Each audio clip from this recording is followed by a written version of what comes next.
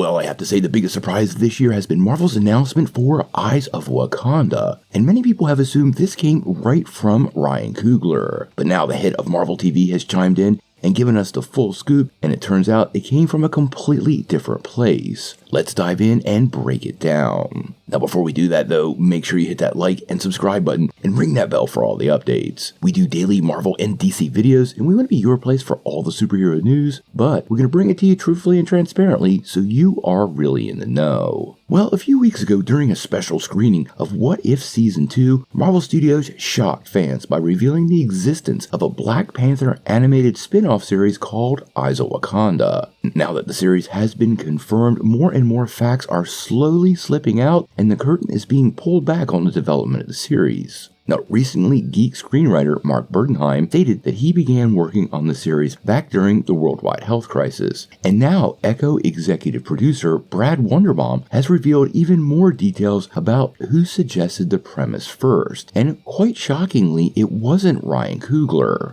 Now, recently, Wonderbaum was doing an interview with comicbook.com, and he talked a little bit about the project. He said, "It's a show we're producing in partnership with Proximity Media, with Ryan Coogler as one of our executive producers. The show was brought to us by Todd Harris, who was a longtime storyboard artist at the company, just like Brian Andrews was, who is the director of What If. He pitched the show to Ryan, and he pitched the show to Kevin and I, and we were like, let's do it. I don't want to say too much about it, only that people do not see it coming." Now, if you're familiar with Harris, his storyboard credits include some big projects like Black Panther, Wakanda Forever, Infinity War, Endgame, and several other Marvel titles. Now, this is one of those things that I truly like, because it does give you a peek into the internal workings at Marvel Studios. A storyboard artist, someone definitely in the food chain of development, but not at the top, came forth with an idea that management loved and ran with, a sign of a company that listens to its creatives.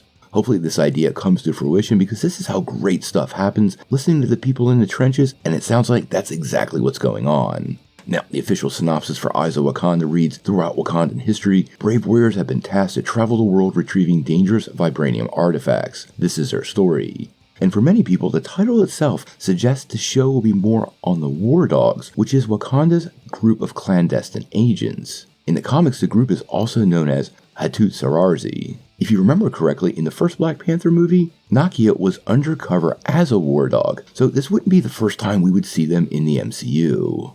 Now, we don't have a lot of details about the show, except it's coming our way this year. It's one of those projects we're all dying for a trailer, but we haven't been waiting too long, so I think patience is still pretty high for that process. What characters ultimately show up in the upcoming series, we're going to have to wait and see. I think it's going to span Wakandan history in a surprising manner, and we're likely to see several iterations of not only the War Dogs, but Black Panther himself.